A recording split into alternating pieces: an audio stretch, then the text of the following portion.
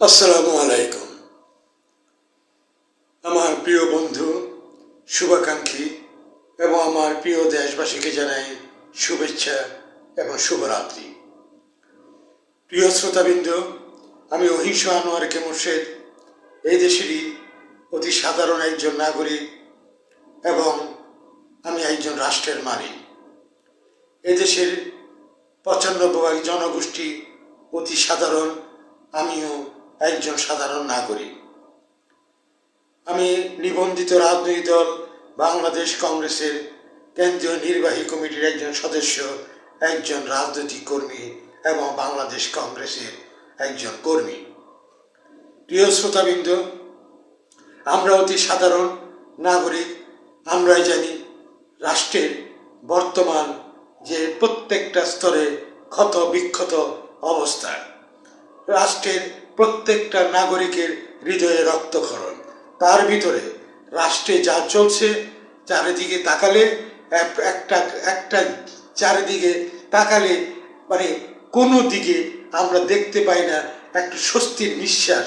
আমরা শুধু দেখতে পাচ্ছি নৈরাজ্য, মিথ্যা, আর মিথ্যার উপরে বসবাস করে বিদেশি দালালরা এই দেশে বসে এই দেশটিকে সর্বনাশে সর্বচূড়ায় বসেছে। তার মাধ্যমে এই দেশের বিদেশি দালালদের যে দৌরাত্ম্য, উদ্ধত্ত, যার কারণে যে আমাদের যারা ৪৭ থেকে ৭১ পর্যন্ত আমাদেরকে শোষণ, লুটতরাজ এবং নৈরাজ্য, হত্যা, ধর্ষণ এবং ৭১-এর ৩০ লক্ষ শহীদ, ২-৩ লক্ষ মা বোনদের ইজ্জত এবং আমাদের সেই বাংলাদেশটাকে ৭১ সালে একেবারে মাটির সাথে মিশিয়েছিল তাদের কর্তা ব্যক্তিদের ঔদ্ধত্যপূর্ণ আচরণ। তার ভিতরে আমি দেখলাম নগদী দালাল। এই নগদী দালাল সাম্রাজ্যবাদের দালাল, এই নগদী দালাল পাকিস্তানি প্রেতাত্মারা, যারা এই বাংলাদেশের বর্তমানে রাষ্ট্রটাকে ক্ষতবিক্ষত করে দিয়েছেন এবং বাংলাদেশে বিচরণ করে বেড়াচ্ছে পাকিস্তানি প্রেতাত্মারা। তাদের এই দোসরদের বর্তমানে ঔদ্ধত্যপূর্ণ এবং সাথে যোগ করেছে সাম্রাজ্যবাদের দালাল, আমেরিকানদের নগদী দালাল। নগদী দালাল বলতে এরা নগদ অর্থের বিনিময়ে দালালি করে। আজ বাংলাদেশে যে মিডিয়া যে মুঠে কুলুপ এঁটে বসে আছে, এমনি এমনি বসে আছে নাই। দুইটা কারণ থাকতে পারে। একটি কারণ হলো ওরও নগদী দালাল, রাষ্ট্রের ভিতরে সত্যিকার সংবাদগুলি তারা প্রকাশ করছে না। দ্বিতীয়টি হলো মব ভায়োলেন্স নামে দুর্বৃত্ত দুষ্কৃতিকারীরা এবং এই দেশকে যারা সর্বনাশ করছে কে, তারা হলো তাদের দালাল অথবা এবং ধর্ম নিয়ে যারা রাজনীতি করছেন তাদের প্রেতাত্মারা। তারা রাষ্ট্র এবং দেশপ্রেম বুঝে না। রাষ্ট্র গুল্লি মারুক, নগদে যা পাই লুটে নিই, লুটতরাজ করতে থাকি। বাংলাদেশ হলো লুটতরাজ, চাঁদাবাজ, দালালদের চারণভূমি।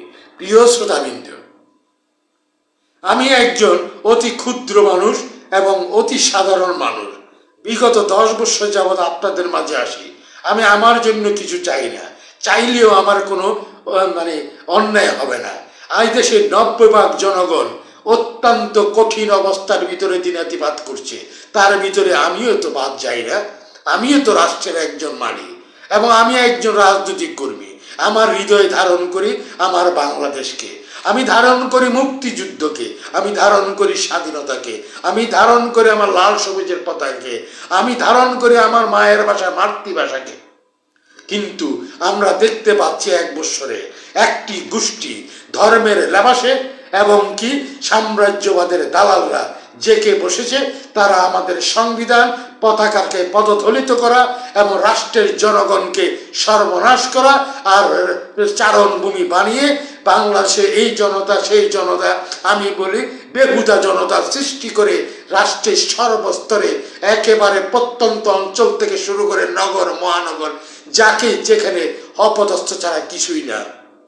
অথচ রাষ্ট্রের 1 বছর আজকে থেকে বেশি হয়ে গেল, 13-14 মাস চলছে, রাষ্ট্রের উন্নয়নে এখন পর্যন্ত একটি মাত্র কর্মকাণ্ড আমরা দেখছি না।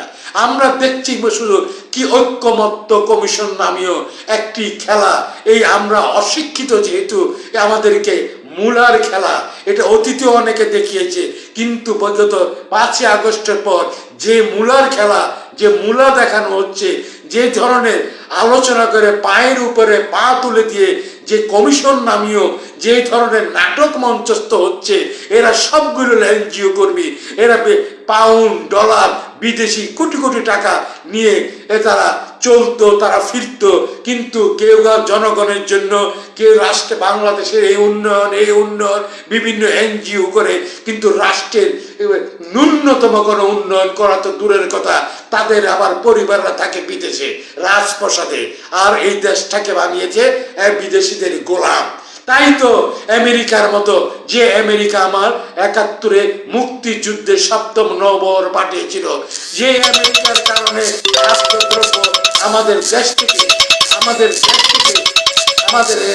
জাহাজ ফিরিয়ে নিয়ে গিয়ে রাষ্ট্রে আমাদের দুর্ভিক্ষের সৃষ্টি করেছিল, সেই আমেরিকানরা সামলারা, যে আমেরিকানদের কাজ হলো আমাদের মতো তৃতীয় বিশ্ব, এবং যেখানে তাদের স্বার্থ হাসিল হবে না সেখানে যুদ্ধ বিগ্রহ লাগিয়ে দেওয়া, এবং তাদেরও কিন্তু আবার বিভিন্ন রাষ্ট্র আছে দালাল, তার ভিতরে 1 নম্বর দালাল হলো পাকিস্তান। তারা পাকিস্তানের উৎপাদন বলতে কোনো কিছু নেই, একমাত্র সন্ত্রাস উৎপাদন। তারাও বাংলাদেশে ভরে গেছে আনাচে কানাচে, এবং শোনা যাচ্ছে আমাদের বিভিন্ন এলাকাতে, আমাদের চট্টগ্রাম থেকে শুরু করা সিলেট এবং বিভিন্ন গুরুত্বপূর্ণ জায়গাগুলিতে আস্তানা গেড়ে বসেছে। আবার আস্তানা গেড়ে বসেছে আমেরিকানরা। এই সাদা চামড়ারা মুস্কি মুস্কি করে হাসে, কিন্তু তাদের হাসি তারা গালিও দেয় না, তারা শুধু শুনে আর হাসে। এমন হাসি হাসতে গেলে যেন মুক্ত জ্বরে। এই হাসির ভিতরে, প্রত্যেকটা হাসির ভিতরে থাকে তাদের হলো কুলক্ষণ।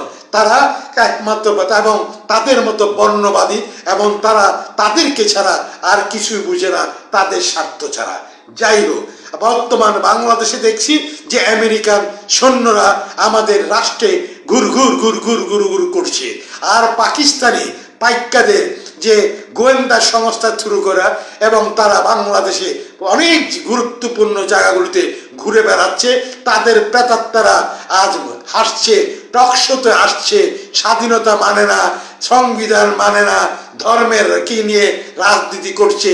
যতগুলি ধর্মীয় রাজনৈতিক দল আছে, যত গোষ্ঠী আছে, ধর্মীয় লেবাসে ওদেরকে চেনা যায় না, এদেরকে চেনা যায় না, কিন্তু বিভিন্ন জায়গায় কোনো তাদের ট্রেড লাইসেন্স নাই, কিন্তু অনেক প্রচুর টাকা ভাড়া দিয়ে লক্ষ লক্ষ এবং এত সুন্দর ডেকোরেশন করে তারা অফিস করেছে, কিন্তু সে অফিসের কোনো নাম নেই, কিন্তু সেখানে সন্দেহজনক ব্যক্তিদের আনাগোনা বেড়ে গেছে। শুধু ঢাকা শহরে নয়, সারা বাংলাদেশে এই হলো সামগ্রিক অবস্থা।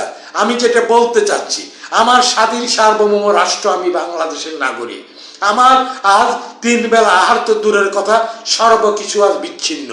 একটা জায়গায় সুবিধা আছে, সেটা হলো আইন ব্যবসা এখন আইনজ্ঞদের ভালোই চলতেছে। কারণ হচ্ছে কি, একটা কথাই আছে, যখন রাষ্ট্রের ভিতরে হানাহানি, মারামারি, নৈরাজ্য, খুন খারাপি এবং বিভিন্ন ধরনের অপকর্ম সৃষ্টি হবে, তখনই কিন্তু মানুষ কেস করবে, মামলা করবে, এই করবে সেই করবে, আদালতে করাবে, তখনই আইনজ্ঞ দরকার। ওই জায়গায় আইনজ্ঞদের ব্যবসাটা হয়তো এখন আরেকটু অনেক ভালো চলছে। সে আইন বিচারালয়গুলি কিন্তু পুরোপুরি জনগণের জন্য নিরাপদ নয়, কিন্তু আইন ব্যবসা ভালো চলছে, এতে কোনো সন্দেহ নেই। কারণ যে নৈরাজ্য করছে বাংলাদেশে, তা মানুষ মামলা, কোর্ট কাচারি এগুলা বহু অংশে বেড়ে গিয়েছে। যাই হোক, আমি যেটা বলতে চাচ্ছি যে বাংলাদেশে একজন ক্ষুদ্র নাগরিক হিসেবে আমি যেটা বলতে চাচ্ছি যে আমার স্বাধীন সার্বভৌম বাংলাদেশে সরকারের উত্থান হতে পারে, পতন হতে পারে। অতীতে স্বাধীনতার পর বহু সরকার উত্থান হয়েছে, পতন হয়েছে, এবং রাষ্ট্রের প্রধান যিনি রাষ্ট্রের প্রেসিডেন্টও হত্যাকাণ্ডের শিকার হয়েছেন, এবং 15ই আগস্ট 75 সনে বঙ্গবন্ধুর জাতির জনক শেখ মুজিবুর রহমান তার পূর্বর পরিবার সহ হত্যা হয়েছে। এখন আপনারা বলতে পারেন আমি অহিংস আনোয়ারকে মোর্শেদ আমি কি আওয়ামী লীগ করি? আর আওয়ামী লীগ কেন করতে হবে? রাজনৈতিক দলগুলি যদি মৌলিক বিষয়গুলিকে ঐক্যমত হতে পারে এবং ঐক্যমত হয়ে যার যার আদর্শ নিয়ে যদি রাজনীতি করে, আর রাজনীতি হলো রাষ্ট্রের কল্যাণের জন্য, রাষ্ট্রের জনগণের কল্যাণের জন্য, রাষ্ট্রের উন্নয়নের জন্য, আদর্শ ভিন্ন থাকুক, উদ্দেশ্য তো একটাই। আর তাহলে যে আমাদের যে মৌলিক বিষয়গুলি আছে সেই ঐক্যমত হয়ে রাজনীতি করুন না। ঠিক আছে, আপনি ধর্মীয় রাজনীতি করবেন, করুন, কিন্তু ধর্মকে দিয়ে মিথ্যা কথা বলেন না, ধর্মকে দিয়ে উগ্রবাদী সৃষ্টি করেন না, তাহলে রাষ্ট্র খুব শান্তি থাকবে। আপনি গণতান্ত্রিকভাবে আপনি নির্বাচনে যান। আমার মদিনা কি জানি সনদ নিয়ে আমার Bangladesh Islamic Republic of Bangladesh হওয়ার যাবে না, হবে না, হতে পারে না। এটি গণতান্ত্রিক রাষ্ট্র। এই বাংলাদেশের হাজার বৎসরের ইতিহাস, কৃষ্টি, কালচার সবকিছুই ভিন্ন। এটি গণতান্ত্রিক বাংলাদেশে থাকবে এবং ধর্ম নিরপেক্ষ থাকবে, এবং ধর্ম নিরপেক্ষ বা এবং জাতীয়তা এইগুলিকে যদি আমরা একটু বিশ্লেষণ করি তাহলে এখানে আমাদের সমস্ত সাম্য বলেন, মানবাধিকার বলেন, সব কিছুই এখানে চলে আসে। এই তাই ধর্ম নিয়ে ব্যবসা করে একমাত্র সম্ভব এই স্বাধীন সার্ব বাংলাদেশে। তার একটি মাত্র কারণ, এই দেশে এখনো 90% উপরে আমরা এখনো অশিক্ষিত। আমি নিজেও অশিক্ষিত, কারণ সত্যিকার আমাদের শিক্ষা জ্ঞান হয় নাই। আমার শিক্ষার আলোয় আমি আলোকিত হতে পারি নাই। এই জন্য এই ধর্ম ব্যবসায়ীরা ধর্ম নিয়ে আমাদেরকে এই রাষ্ট্রটিকে বিপর্যস্ত করছে, আর তারা ভিন দেশের দালালি করছে। তার ভিতরে অনেক খ্যাতি সম্পন্ন শক্তিশালী পণ্ডিতরাও দালালি করে এই দেশে আমার দেশের স্বাধীনতা মুক্তিযোদ্ধাদের রক্তের দাগ শুকায়নি যে রাষ্ট্রে, সেই রাষ্ট্রে সৈন্য, জাহাজ এবং কি যুদ্ধ জাহাজ পর্যন্ত এই দেশে এনে সারা বাংলাদেশে ঘুরে বেড়াচ্ছে এরা। কারণ আমার স্বাধীন বাংলাদেশটি বিক্রি করে দেওয়ার জন্য না, করতে পারবে না। এইটার কতগুলি কারণ আছে। বাংলাদেশে বর্তমান 5ই আগস্টে একটি সরকার ছিল, সেই সরকার সে ক্ষমতা থেকে চলে গিয়েছে। এটি বাস্তব সত্য কথা, কিন্তু কথা রয়ে গেছে। কিন্তু তা সরকার প্রধান কিন্তু পদত্যাগ করেন নাই। কথাটা কিন্তু মাথায় রাখেন। একটা পরিস্থিতির হোক, যেই ঘটনাই হোক না কেন, এটার জন্য আমার আওয়ামী লীগ হয়ে বলতে হবে, এটা বিএনপি বলতে পারবে না, অন্য দল বলতে পারবে না, অন্য দলের কর্মী বলতে পারবে না, সাধারণ জনগণ বলতে পারবে না, তা না। এটাই সবাই একই সত্য, যেটা সত্যকে সত্য হিসেবে ধরতে হবে। চলে গিয়েছে, তাহলে সেখানে 106 রেফারেন্স দিয়ে মহামান্য রাষ্ট্রপতি যে জিনিসটা তৈরি করেছেন, শপথ পড়েছেন, সেখানে কি অন্তর্বর্তীকালীন সরকার হিসাবে সরকারের উপদেষ্টা হিসেবে শপথ পড়েছেন? মোটেও না। সে শপথ অনুষ্ঠান তো আমিও শুনেছি। এবং এই যে এখন যে ডকুমেন্টসগুলি আমরা যদি দেখি, আমরা যদি আমাদের সংবিধানের বিভিন্ন জায়গায় এবং সংসদের ওয়েবসাইটে কিভাবে পরিবর্তন হয়েছে, কিভাবে সেখানে তো স্পষ্ট, সেখানে তো লেখা আছে যে 5ই আগস্ট তৎকালীন সরকার প্রধান পদত্যাগ করেছেন। তাতে মিথ্যা কথা, উনি তো পদত্যাগ এখনো করেন নাই। তাহলে প্যাচ অনেক জায়গায় রয়ে গেছে। এবং রাষ্ট্রপ্রধান তৎকালীন সময় দরকার ছিল যে রাষ্ট্র পরিচালনার জন্য, সেজন্য উনি তখন শপথ পড়িয়েছেন। সাংবিধানিকভাবে উনি একটা রেফারেন্স চেয়েছেন 106, অনেক কথা 106 নিয়ে আছে, ওদিকে আমি যাব না। উনি করেছেন এবং সেখানে সংবিধানের দ্বারক বাহক লালন পালন সংরক্ষণ করবেন, সেই ভিত্তিতে শপথ নিয়েছেন সাংবিধানিকভাবে। কিন্তু সেটি ছিল কি? সেটি ছিল ব্যবস্থাপনা যে অন্তর্বর্তীকালীন ব্যবস্থাপনা উপদেষ্টা এবং উপদেষ্টা পরিষদ। কিন্তু বলা হয় নাই যে অন্তর্বর্তীকালীন সরকার। তাহলে এটা হলো অন্তর্বর্তীকালীন ব্যবস্থাপনা উপদেষ্টা পরিষদ। এরা উপদেষ্টা পরিষদ, এরা ওই সময়ে উপদেশগুলি দিবেন। কিন্তু এরা কোনোভাবে এদের জনগণ রাষ্ট্রের মালিক, এরা জনগণ এদেরকে কোনোভাবে ক্ষমতা দেয় নাই, সাংবিধানিকভাবেও কোনো ক্ষমতা নেই। কোনো চুক্তি তো দূরের কথা, রাষ্ট্রের গুরুত্বপূর্ণ ইস্যু নিয়ে তারা কথা বলতে পারে না, কোনো স্বাক্ষর করতে পারে না, এমইও সিগনেচার করতে পারেন না, এবং রাষ্ট্রের সামগ্রিক আদালত, শিক্ষা ব্যবস্থা এবং বরখাস্ত থেকে শুরু করে যা খুশি তাই করতে পারে না। অমুক সৈন্যকে ডাকায় না, এবার বাংলাদেশটাকে সাদা চামড়া দিয়ে বইরা দিবেন, আর সাদা চামড়ারা হাসবে। আর সাদা চামড়ার প্রেতাত্মা কিন্তু বাংলাদেশে আছে। এরা কথাও বলে না, এরা হাসেও না, এরা কথাও বলে না, আর একটু মুস্কি মুস্কি একটু হাসে। এই হাসি দেখলে ফেরেশতারা পর্যন্ত খুশি হয়ে যায়। এই হাসি সাদা চামড়ারা বেশি হাসেন। তারা কখনো মলিন্য দেখে না, গালি দিলেও তারা হাসে, কিন্তু তারা হলো ইবলিশ শয়তান। আমার বাংলাদেশে সে ইবলিশ শয়তানের বসবাস। এখন কথা হলো যে রাষ্ট্রের সাংবিধানিকভাবে বৈধ এবং আছেন আমার মহামান্য রাষ্ট্রপতি এবং আমার সশস্ত্র বাহিনীর 3 প্রধান, তার ভিতরে সেনা প্রধান। এই 2 জন ব্যক্তি এই আপৎকালীন সময়ে, এবং দেখা যাচ্ছে যে, এবং আমরা মিডিয়ার মাধ্যমে দেখতে পাচ্ছি অনেক গুরুত্বপূর্ণ রাষ্ট্রীয় সিদ্ধান্ত হচ্ছে যা জনগণের অনুকূলে তো নয়, প্রতিকূলে। ব্যবসা বাণিজ্য সব শেষ, সব শেষ। আয় রোজগার বলতে কোনো কিছু নেই, ওইদিকে নেই। কি কমিশন নামিয়ে শীততাপ নিয়ন্ত্রিত বসে রাষ্ট্রের প্রতিদিন কোটি কোটি টাকা খরচ করছে, আর বহর নিয়ে 5 স্টার হোটেলে এক সপ্তাহ 2 সপ্তাহ থাকতেছে, শত কোটি টাকা খরচ করতেছে। এই হলো এদের ভোগ বিলাসের জন্য। এটা হলো আপৎকালীন উপদেষ্টা পরিষদ। এদের একমাত্র হলো যে রাষ্ট্রটিকে কিভাবে রাষ্ট্রের ফাইল ওয়ার্ক, যেটা ফাইল ওয়ার্কটি করবে, আর নির্বাচনের ব্যবস্থা করবে, এবং জনগণ দ্বারা নির্বাচনের প্রতিনিধি আইসা তারপরে তার যে রাষ্ট্র পরিচালনার দায়িত্বভার গ্রহণ করবে। যেহেতু তারা আপৎকালীন এবং অন্তর্বর্তীকালীন উপদেষ্টা, ব্যবস্থাপনা উপদেষ্টা, এরা কোনো অন্তর্বর্তীকালীন সরকার বলে এইরকম কোনো শপথ বাক্য নেই, এইরকম কোনো সাংবিধানিক কোনো ধরনের কাঠামোও নেই। এখন একমাত্র মহামান্য রাষ্ট্রপতি, সেনাপ্রধানই একমাত্র সাংবিধানিকভাবে বৈধ এবং সাংবিধানিক ক্ষমতা ওনারা অধিষ্ঠিত।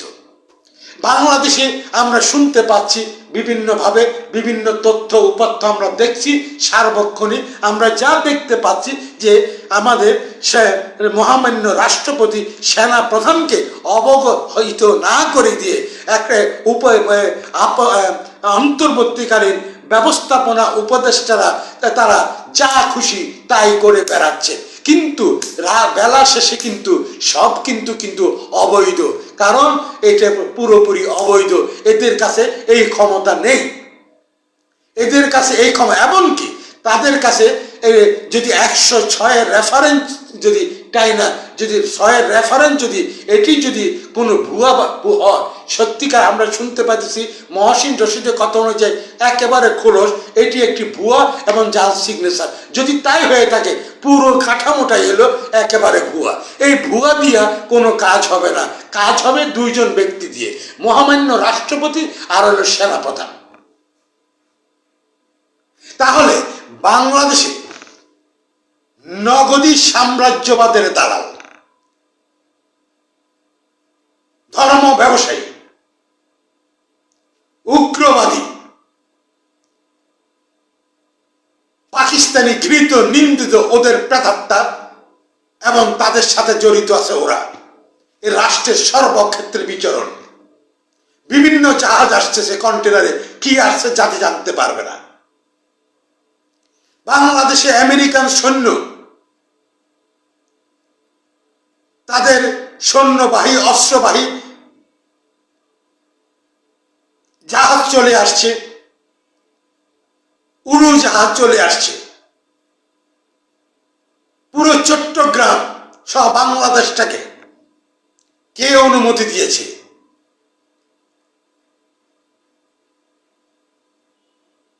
কেন এসেছে? রাষ্ট্র বিক্রি মুখে মুখে হয়? হয় না। একটা সাংবিধানিক সরকার, নির্বাচিত সরকার থাকতে হবে, সংসদ থাকতে হবে। সাংবিধানিক সরকারই পারে এই ধরনের কাজগুলি করতে, সেই সরকার নেই। সুতরাং অন্তর্বর্তীকালীন ব্যবস্থাপনা উপদেষ্টা পরিষদ কখনোই করতে পারে না। এবং অনেক ক্ষেত্রে আমরা মিডিয়া, সোশ্যাল মিডিয়ার মাধ্যমে বিশেষ করে আমরা দেখতে পাচ্ছি যে সেনা প্রধানকে এবং রাষ্ট্রপতিকে অবহিত করা হচ্ছে না। এই যে অর্থ, অস্ত্র, ভয় ভীতি, সন্ত্রাসীদের ভয় ভীতি দেখিয়ে পুরো প্রশাসনিক যন্ত্রটাকে অচল করে রেখেছে। প্রিয় শ্রোতাবিন্দু, এমনকি জাতীয় যে বিশ্ব মঞ্চ, না আমি বলবো নাট্য মঞ্চ, জাতিসংঘের সাধারণ অধিবেশন, ঠিক আছে, সেখানে আপৎকালীন অন্তর্বর্তী ব্যবস্থাপনা উপদেষ্টা উনি না গেলেও কিচ্ছু আসে যায় না। একজন পররাষ্ট্র মন্ত্রণালয়ে একজন সচিবও যেতে পারেন, একটা বহর নিয়ে উনি যাচ্ছেন। বাংলাদেশের ইতিহাস একের পর এক নতুন নোংরা ইতিহাস সৃষ্টি হচ্ছে। সেখানে 22 তারিখে নাকি যাবেন, সাথে নিয়ে যাচ্ছেন তাকে এই দেশের দুইটি বৃহৎ দলের, একটি বৃহৎ দলের দ্বিতীয় ব্যক্তি, আর একটি বৃহৎ দলের তৃতীয় ব্যক্তি, আর একটি যে দল, ওই দলের নাম আনতে গেলে 3 বার গুলি করতে হয়। যা যে অন্তর্বর্তী ব্যবস্থাপনা উপদেষ্টা যিনি, ওনারই তৈরি, ওটার কোনো ভিত্তি নেই। এখন এই যে বহরগুলি নিয়ে রাষ্ট্রের অর্থনৈতিক অবস্থা খারাপ, জাতিসংঘে যাচ্ছে কেন? তার ভিতরে রাষ্ট্রের এই দুঃসময়ে দুটি প্রধান রাজনৈতিক দলের নেতৃবৃন্দ যাচ্ছেন। উদ্দেশ্যটা কি?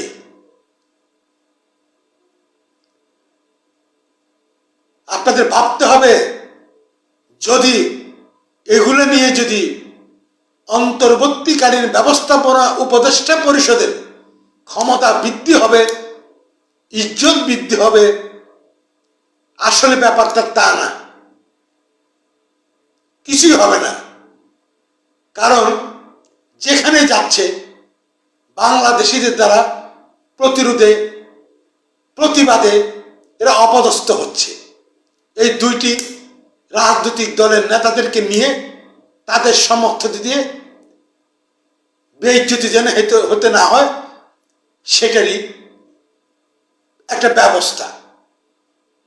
এটি আমার কথা নয়, এটি আজকে সোশ্যাল মাধ্যমে আজকে গত কয়েকদিন এগুলো বেড়াচ্ছে। যখনই ডিক্লেয়ার দেওয়া হলো 22 তারিখে ব্যবস্থাপনা উপদেষ্টা পরিষদের প্রধান উপদেষ্টা উনি জাতিসংঘে যাবেন ভাষণ দিতে। জাতিসংঘ একটা নাট্যমঞ্চ, যার সাংবিধানিক কোনো বৈধতা নেই, জনগণের বৈধতা নেই। 3402 জন পুলিশ হত্যা করা হয়েছে জুলাই আগস্টে, 5 আগস্টে বা পরবর্তী থেকে চলমান। শত শত ছাত্র প্রাইভেট ইউনিভার্সিটি, কলেজ, বিশ্ববিদ্যালয়ে হত্যা হয়েছে। 3402 জন পুলিশকে হত্যা করা হয়েছে, অস্ত্র লুট হয়েছে, কারাগার থেকে উগ্রবাদী জঙ্গিরা বের হয়ে গেছে। এদের অস্ত্রগুলি কোথায়, কারা করেছে কেউ জানে না, জনগণ জানে না। এবং তার উপরে বলা হয়েছে এদের কোনো বিচারও কেউ করতে পারবে না। পুলিশ মেরে ফেলল নির্মমভাবে। আর সারা বাংলাদেশে নির্মমতা, একদিকে খাবার নেই, একদিকে আহার নেই, ওষুধ নেই, চিকিৎসা নেই, অর্থ নেই, সব দিকে হাহাকার। আর এরা শীততাপ নিয়ন্ত্রিত বসে বিদেশ থেকে ভাড়া করে এনে বিদেশি নাগরিক নিয়ে বিভিন্ন কমিশন নামক শীততাপ নিয়ন্ত্রিত কোটি কোটি টাকা খরচ করে এখানে এবং কোটি কোটি টাকা বেতন দিয়ে নিয়ে আসছে। বাংলাদেশে আর কেউ নেই। বিশাল এক নাট্যমঞ্চ। এই নাট্যমঞ্চ কাদের?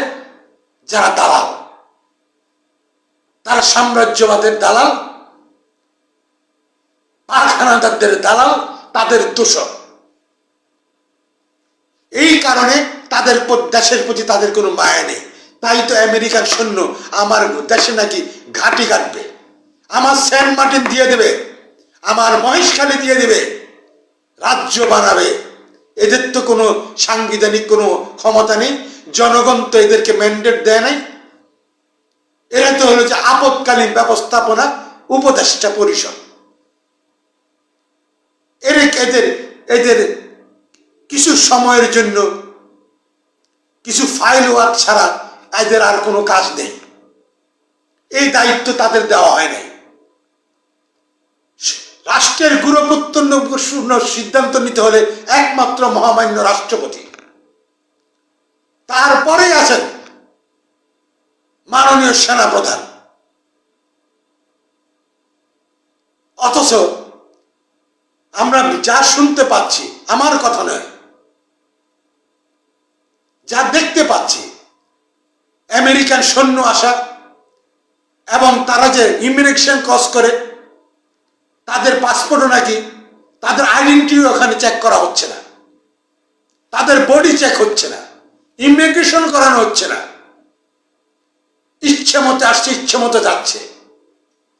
যদি আমার সশস্ত্র বাহিনী যদি জেনে থাকে তাহলে আলহামদুলিল্লাহ, যদি জেনে না থাকে, যে ব্যবস্থাপনা উপদেষ্টা পরিষদ যদি এগুলো করে থাকে, মহামান্য রাষ্ট্রপতি যদি অবগত না হন, তাহলে এটি তো সম্পূর্ণরূপে জাতির সাথে বেঈমানি, জাতির রক্তের সাথে বেঈমানি। তাই প্রিয় শ্রোতাবৃন্দ, আমার দেশে এক সাগর রক্তের বিনিময়ে অর্জিত বাংলাদেশে যার যেমনি খুশি চলে আসবে, অস্ত্র শস্ত্র নিয়ে করিডোরে চাবে, থাকার জায়গা চাবে, ঘাঁটি চাবে, এটি সেই বাংলাদেশ নয়। এটি স্বাধীন সার্বভৌম বাংলাদেশ। হাজার হাজার বৎসর ইতিহাস, কৃষ্টি, কালচার, সংস্কৃতি। আমরা 90% উপর আমরা মুসলমান, কিন্তু আমরা আরাবিয়ার মুসলমান নই। আমাদের কৃষ্টি কালচার সমগ্র ভিন্ন। আমরা মুসলমান, আমাদেরকে মুসলমানের শিক্ষা দেওয়ার জন্য, মুসলমানের দিয়ে এখানে প্রচার করার জন্য না, বিভিন্ন ওয়াজ মাহফিলে দেখতে পাচ্ছি যতটুক না ইসলামের সঠিক পরিভাষাগুলি জনগণের কিছু, আমরা অনেকে অনেক কিছু জানি না। আলেম ওলামারা যা জানেন বলবেন, শুনবো, তাদের কাজ হলো এইটা। সেখানে চলতেছে ভয়ঙ্কর হুঙ্কার দিয়ে রাজনৈতিক কথা। আলেম ওলামাদের কাজ হলো ধর্ম নিয়ে কাজ করা, সহি কাজগুলো করা, যেখানে হিংসা, বিদ্বেষ এবং সামাজিক অবক্ষয় এবং একটা শিক্ষিত জাতি কিভাবে করা যায়, যার যার ধর্ম অনুযায়ী। আমরা গ্রন্থা করছে মুসলমান, আমাদের আলেম আলেমারা ওয়াজ করবেন, চমৎকার, আমরা যাব, শুনবো, যেটা জানি না সেটা শিখবো। কিন্তু সেখানে হুঙ্কার। এটি Bangladesh, not Islamic Republic of Bangladesh. আমি কি, আমার কপালে কি দাগ নেই? আমি কি নামাজ পড়ি না, রোজা রাখি না? লা ইলাহা ইল্লাল্লাহু মুহাম্মাদুর রাসূলুল্লাহ কি আমার হৃদয়ের ভিতরে নাই? যারা ইসলাম নিয়ে বাড়াবাড়ি করতেছেন তাদেরকে কি টেন্ডার দেওয়া হয়েছে ইসলামের? তাই প্রিয় শ্রোতা, তাদেরকে টেন্ডার দেওয়া হয়নি। তাদেরকে খেলাফত প্রতিষ্ঠা করার জন্য এই দেশের জনগণ নমিনেশন দেয় নাই। আসুন, একটু সুষ্ঠু গণতান্ত্রিক পরিবেশে নির্বাচন করুন, আপনারা রাজনীতি করুন ধর্ম নিয়ে, নির্বাচনে যান, আপনাদেরকে ম্যান্ডেট দিলে আপনারা ক্ষমতা যাবেন। সংসদীয় আমাদের পদ্ধতি, সংখ্যাগরিষ্ঠের ভিত্তিতে সংবিধান সংশোধন হবে, কিন্তু সংবিধান বাতিল করার ক্ষমতা কারো নেই, কারো বাপের নেই। প্রিয় শ্রোতাবৃন্দ, অত্যন্ত দুঃখজনক যে আমরা একটা অসভ্য জাতি হয়ে গেলাম, আর হওয়াটাই স্বাভাবিক, যেহেতু আমরা এখনো শিক্ষিত হতে পারলাম না। আর যারা শিক্ষিত তারা হলো ভণ্ড, তারাই হলো এনজিও ব্যবসায়ী, তারা হলো বিদেশির দালাল। শিক্ষিত ধর্ম ব্যবসায়ী ধর্মর নামে অধর্ম কর্ম করে, তারাই বাংলাদেশকে নৈরাজ্যে ঠেলে দিচ্ছে। তাই বলছি, মহামান্য রাষ্ট্রপতি, সেনাপ্রধান, তাদের অগোচরে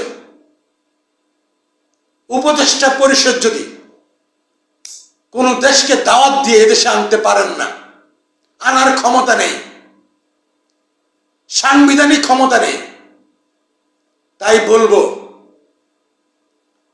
মহামান্য রাষ্ট্রপতি, মাননীয় সেনাপ্রধান, এদেশের জনগণ চায় শকুনের হাত থেকে এই রাষ্ট্রটিকে বাঁচানোর জন্য।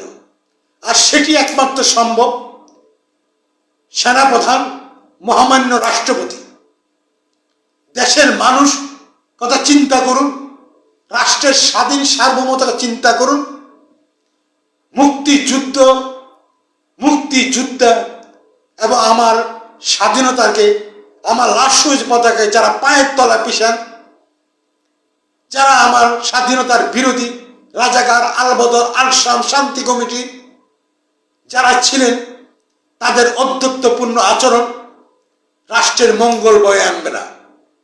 তাই আমি বলবো, একজন ক্ষুদ্র রাজনীতিবিদ হিসেবে, এই দেশের অত্যন্ত ক্ষুদ্র একজন নাগরিক হিসেবে,